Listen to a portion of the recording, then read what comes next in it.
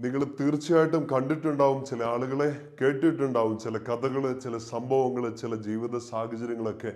ജീവിതം അതിൻ്റെ extreme negative situations അവരുടെ മുമ്പിൽ സമ്മാനിച്ചിട്ടും തോറ്റു കൊടുക്കാതിരുന്നവർ, പിന്നെയും പിന്നെയും വീഴ്ചകൾ ഉണ്ടായിട്ടും എഴുന്നേറ്റ് ഓടിയവർ, എല്ലാം തീർന്നു എന്ന് ലോകം വിധി കൽപ്പിച്ചിട്ടും വീണ്ടും വീണ്ടും പരിശ്രമിച്ചവർ, മുന്നോട്ട് ഓടിയവർ, ഇങ്ങനെ ഒത്തിരി ആളുകളെ കുറിച്ച് നമ്മൾ കേട്ടിട്ടുണ്ട്. പ്രിയപ്പെട്ട സഹോദരങ്ങളെ, ഈശോയുടെ ഈ സ്നേഹത്തിൽ നമ്മൾ ഇന്ന് തിരിച്ചറിയേണ്ട ഒരു കുഞ്ഞു കാര്യത്തെക്കുറിച്ച് നമ്മളൊന്ന് ചിന്തിക്കാൻ പോവാണ്.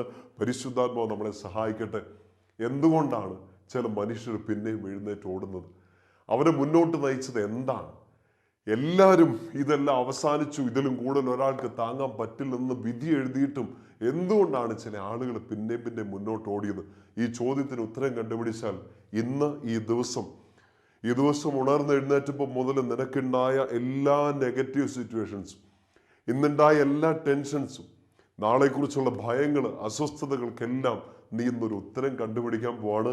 കാരണം ഈശോയുടെ പ്രിയപ്പെട്ട കുഞ്ഞിനോട് ഈ കാര്യം പറയണമെന്നുണ്ട്. പ്രിയപ്പെട്ട സഹോദരങ്ങളെ, തോറ്റുപോകുന്ന ഒരുപാട് സാഹചര്യങ്ങൾ നമ്മുടെ ജീവിതത്തിൽ ഉണ്ടായിട്ടുണ്ടല്ലേ? ഇന്നുണ്ടായി കാണും. ഉറക്കം കളയുന്ന ഒരുപാട് സംഭവങ്ങൾ, പ്രതീക്ഷയില്ലാതെ എഴുന്നേറ്റ് പോയ ചില പകലുകൾ.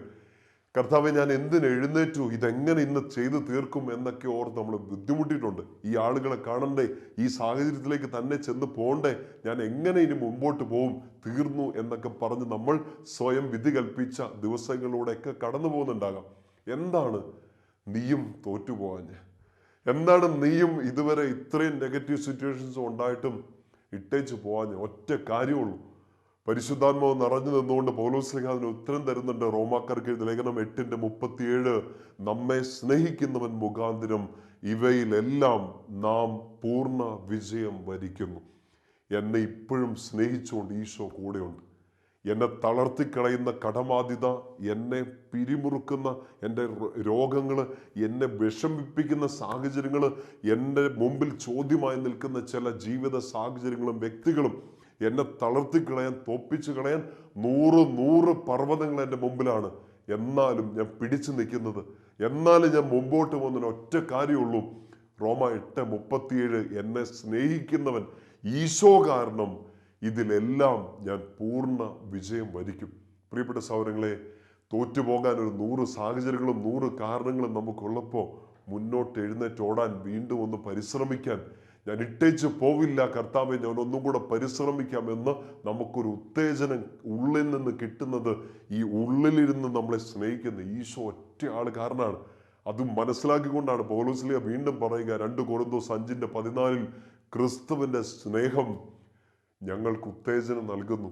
നമ്മുടെ ഹോർലിക്സും നമ്മുടെ ബൂസ്റ്റും നമ്മുടെ എനർജി ഡ്രിങ്കും എല്ലാം പുഞ്ചിരിക്കാൻ ഒരു കാരണവും നിങ്ങൾക്കില്ലെങ്കിലും വീണ്ടും ഒന്ന് തലയുയർത്തി പിടിക്കാൻ, നെഞ്ചു നിവർത്തി പിടിച്ച് മുന്നോട്ട് ഓടാൻ, മുട്ടുകുത്തി വീണിട്ടും തളർന്നു പോയിട്ടും എഴുന്നേറ്റ് നടക്കാൻ നിങ്ങളെ വീണ്ടും വീണ്ടും ഉത്തേജിപ്പിക്കേണ്ട ആ എനർജി ഫാക്ടർ, അത് ഈശോയുടെ സ്നേഹമാണ്. ഇപ്പോഴും നിന്നെ ഈശോ സ്നേഹിക്കുന്നുണ്ട്. തോറ്റുപോകുന്ന സാഹചര്യം ഉണ്ടായിട്ടും, ഈ കളിയാക്കപ്പെട്ടിട്ടും, എല്ലാവരും തഴഞ്ഞിട്ടും, നിന്നെ കൊണ്ട് ഒന്നിനും കൊള്ളില്ല എന്ന് പ്രിയപ്പെട്ടവർ തന്നെ വിധി കൽപ്പിച്ചിട്ടും ഇപ്പോഴും നിന്നെ സ്നേഹിക്കുന്ന, നിന്നെക്കുറിച്ച് നല്ല പദ്ധതികൾ തയ്യാറാക്കിയ ആ ഈശോയുടെ സ്നേഹം നിന്നെ ഉത്തേജിപ്പിക്കണം. അവൻ്റെ സ്നേഹമാണ് നിന്നെ വിജയിപ്പിക്കാൻ പോകുന്നതും. ഈശോ ഒത്തിരി സ്നേഹിക്കുന്നുണ്ട്. സുഭാഷിതങ്ങൾ 8:17 നമ്മളിങ്ങനെ വായിക്കുന്നില്ലേ? എന്നെ സ്നേഹിക്കുന്നവനെ ഞാനും സ്നേഹിക്കുന്നു. ഈ തോറ്റുപോകാതെ, ഈ ഇട്ടേച്ചു പോകാതെ, മരണത്തെക്കുറിച്ച്, ജീവിതാവസാനത്തെക്കുറിച്ച്, ആത്മഹത്യയെക്കുറിച്ച് ചിന്തിക്കാതെ, കർത്താവെ, ഞാൻ നിന്നെ സ്നേഹിക്കാൻ പോവാന്നൊരു തീരുമാനം എടുക്ക്. അവൻ നിന്നെ സ്നേഹിച്ചോളും. ആ സ്നേഹം നിനക്ക് ഉത്തേജനം തരും. ആ ഉത്തേജനം എല്ലാ കാര്യങ്ങളിലും നിനക്ക് വിജയം നൽകും. ഈശോയുടെ പ്രിയപ്പെട്ട കുഞ്ഞെ, തളർത്തിക്കളഞ്ഞ 1000 പേര് ഇപ്പുറത്ത് നിൽപ്പുണ്ട്. ഇട്ടേച്ചു പോയൊരു 100 പേര് ഇപ്പുറത്ത് നിൽപ്പുണ്ട്. നിന്നെ കൊണ്ടൊന്നും ആകില്ല എന്ന് പറഞ്ഞ 50 പേര് നിന്റെ പുറകിൽ നിൽപ്പുണ്ട്. നിന്നെ ചതിച്ചു കളഞ്ഞ 10 പേര് നിന്റെ ചുറ്റും നിൽപ്പുണ്ട്. നിന്നെ തളർത്തിക്കളഞ്ഞ, വേദന തന്ന ഒരാൾ ഇപ്പോഴും ചങ്കിനകത്ത് നിൽപ്പുണ്ടാവും. പക്ഷെ നിന്നെ സ്നേഹിക്കുന്ന ഒരാൾ ഇപ്പോഴും നിന്റെ കൂടെ നിൽക്കുന്നുണ്ട്, നിന്റെ മുമ്പിൽ നിൽക്കുന്നുണ്ട്, നിന്നെ പൊതിഞ്ഞ് നിൽക്കുന്നുണ്ട്, നിന്റെ ഉള്ളിൽ നിറഞ്ഞു നിൽക്കുന്നുണ്ട്. ഈശോയുടെ സ്നേഹം.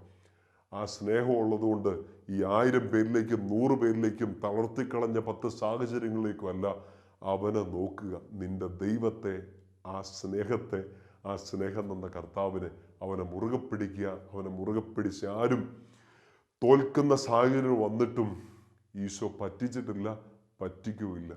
നമുക്ക് എഴുന്നേൽക്കണം, മുമ്പോട്ട് പോകണം, ഈശോയുടെ സ്നേഹം പിടിച്ച് മുമ്പോട്ട് പോകണം.